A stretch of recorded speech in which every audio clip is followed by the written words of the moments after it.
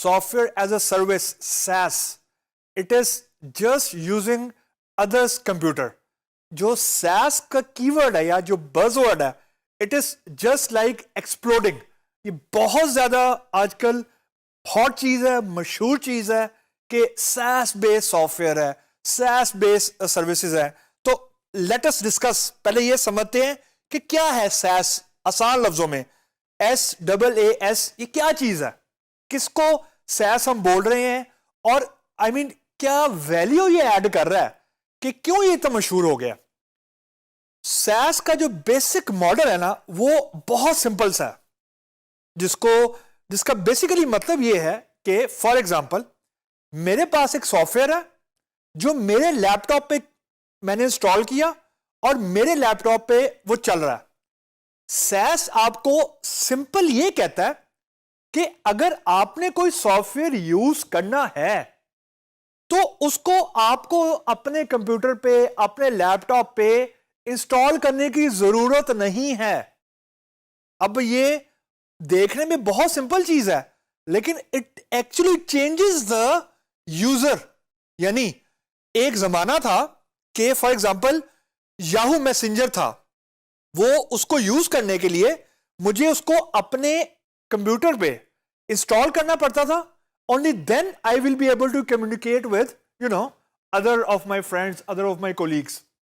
जो SaaS कहता है वो ये कहता है कि it will just act like a third party tool or a third party host, या एक ऐसी मशीन है जहां पे आपके सॉफ्टवेयर जो आपने यूज करने हैं वो वहां पड़े हुए, आप जो तीसरा होस्ट है उसको बिल्कुल वैसे ही यूज करें जैसे आपका अपना कंप्यूटर है.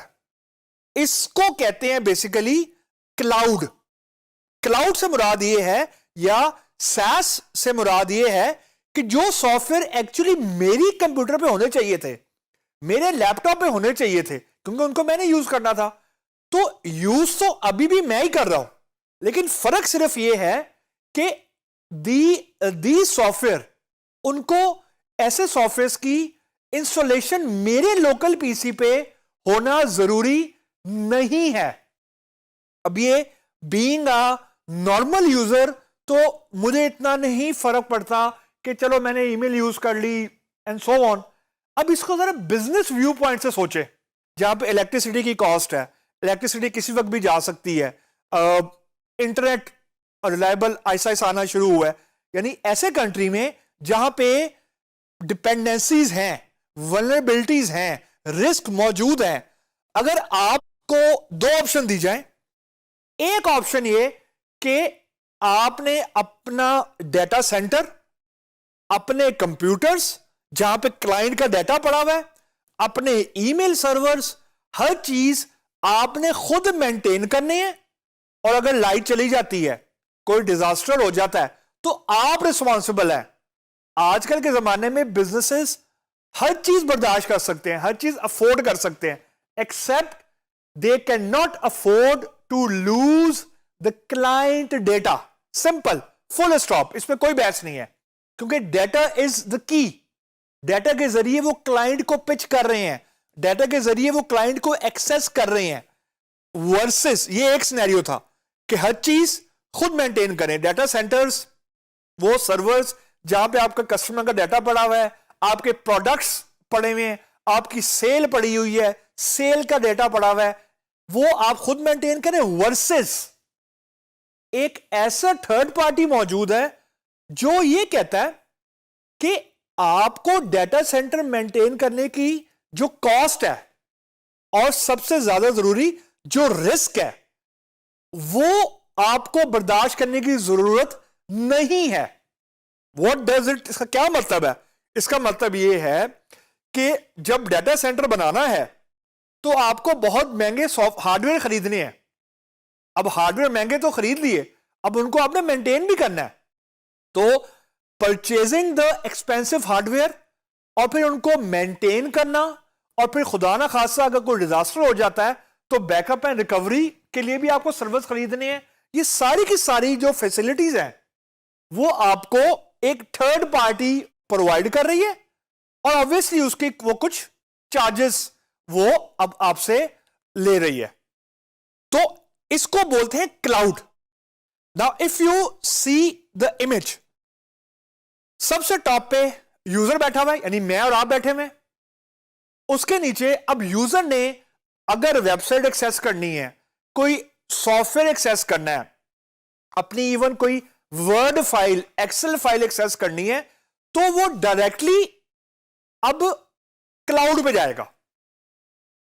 क्लाउड पे जाने के बाद वो अपनी फाइल्स को एक्सेस करेगा और उसके बाद वो फाइल्स, अब ये बहुत जरूरी बात है, वो फाइल्स क्लाउड के जरिए ही इंटरनेट पे दूसरे से शेयर हो जाएंगी।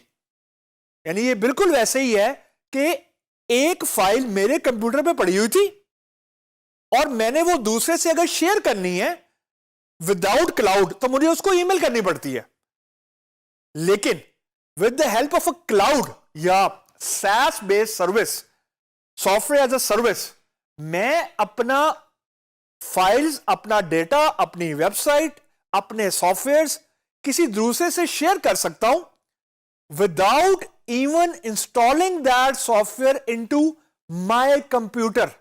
ये एक बहुत, यू आप समझें कि बहुत बड़ा चेंज है, बहुत बड़ी चीज है from the business view point भी, कि you are going for low cost and you are avoiding और you have an opportunity not to spend a lot of money on purchasing expensive hardware. क्योंकि आपके पास अब एक ऐसा कॉन्सेप्ट मौजूद है या ऐसी कंपनीज मौजूद हैं जो आपको क्लाउड सर्विसेज वो पे करती हैं, यानी वो क्लाउड सर्विसेज आपको दे offer you and obviously they charge you.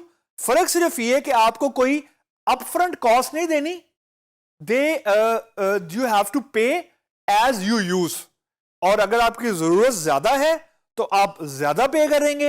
यानी आपके अगर फॉर एग्जांपल आपको बेसिकली स्पेस मिल जाती है क्लाउड के ऊपर जिसका आप पे कर रहे होते हैं, अगर आप ज्यादा स्पेस आप ऑक्यूपाई करेंगे या ज्यादा स्पेस आपको चाहिए होगी, यू पे मोर।